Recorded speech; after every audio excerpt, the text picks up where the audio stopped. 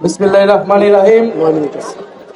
প্রিয় রাজশাহীবাসী, প্রথমে আপনাদের প্রতি অসংখ্য কৃতজ্ঞতা এবং ধন্যবাদ। আজকে আপনারা এই সুন্দর একটি ইফতার মাহফিল আমাদের জন্য আয়োজন করেছেন। খুবই সুন্দর, সুশৃঙ্খল, পরিকল্পিতভাবে ইফতার মাহফিলের অনুষ্ঠান শুরু হয়েছে। আশা করি সুশৃঙ্খলভাবে এটা শেষ হবে। রাজশাহী বিভাগীয় ইফতার মাহফিল আমাদের যেখানে উপস্থিত হয়েছেন রাজশাহী বিভাগের এনসিপির জেলা নেতৃবৃন্দ সমূহ, ছাত্র শক্তি, যুব শক্তি, শ্রমিক এবং নারী প্রতিনিধিবৃন্দ এবং রাজশাহী মহানগর এবং জেলার স্থানীয় বিএনপি, জামায়াত ইসলাম এবং 11 দলীয় জোটের নেতৃবৃন্দ উপস্থিত হয়েছেন। বিএনপি এবং জামায়াত ইসলামের প্রতিনিধিগণ বক্তব্য রেখেছেন, জাতীয় নাগরিক পার্টির প্রতি শুভেচ্ছা জানিয়েছেন। তাদের প্রতি আমরা আন্তরিক ধন্যবাদ এবং কৃতজ্ঞতা জানাই। আপনারা জানেন একটি নির্বাচন হয়েছে, নির্বাচনের মধ্য দিয়ে আমরা গণতন্ত্রের পথে যাওয়ার কথা। ফ্যাসিবাদ যে 16 বছর ধরে বাংলাদেশকে ধ্বংস করে গিয়েছে, সেই ধ্বংসস্তূপ থেকে বাংলাদেশকে নতুন করে তৈরি করা, বিনির্মাণ করার লড়াই আমরা চালিয়ে যাচ্ছি। আমরা খুব স্পষ্টভাবে বলেছি, এই যে নতুন বাংলাদেশ বিনির্মাণের লড়াই, এই লড়াই কোনো দলের পক্ষে, কোনো সরকারের পক্ষে এককভাবে করা সম্ভব নয়। এই লড়াই, এই বিনির্মাণ, এই নতুন বাংলাদেশ তখনই সম্ভব যদি বাংলাদেশের ফ্যাসিবাদ বিরোধী রাজনৈতিক শক্তিসমূহ ঐক্যবদ্ধ থাকে। আমাদের নানা মত দ্বিমতের মধ্যেও আমরা এই যে ইফতার মাহফিল এবং বিভিন্ন অনুষ্ঠানে বিভিন্ন মত একত্র হতে পারছি, এটা বাংলাদেশের রাজনৈতিক সংস্কৃতির একটা বড় পরিবর্তন, যেটা বিগত সময়ে আমরা কখনোই দেখি নাই। আমরা আশা করব যে সরকার দলে যারা আছে আমরা অবশ্যই তার সমালোচনা করব। সরকারে যারা থাকে তাদের দায়িত্ব বেশি, তাদের সমালোচনা মুখ বুজে সহ্য করতে হয় এবং নিজেদেরকে পরিবর্তন করতে হয়, সংশোধন করতে হয়। গণতন্ত্র কখনোই সম্ভব না যদি শক্তিশালী বিরোধী দল, বিরোধী মত না থাকে। বিগত 16 বছরে বিরোধী মত, বিরোধী দল বলে কোনো কিছু বাংলাদেশে ছিল না।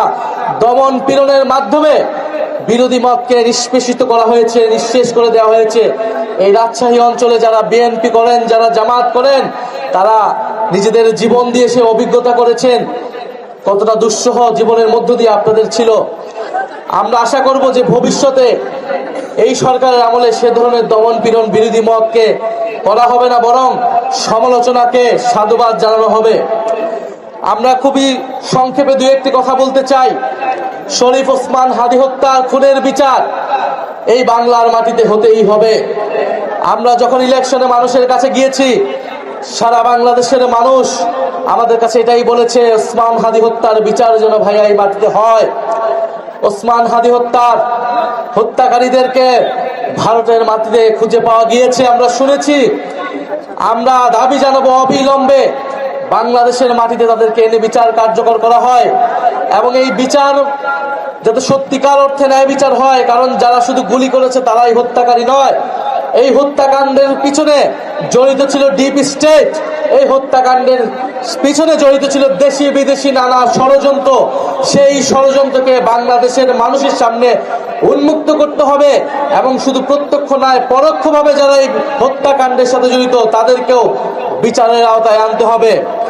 দ্বিতীয়ত, আমরা দেখেছি ফ্যামিলি কার্ড উদ্বোধন করা হয়েছে। আমরা ইলেকশনের আগেও বলেছিলাম ফ্যামিলি কার্ড তারা উদ্বোধন করেছে, তাদের ইস্তিহার অনুযায়ী তাদেরকে সাধুবাদ।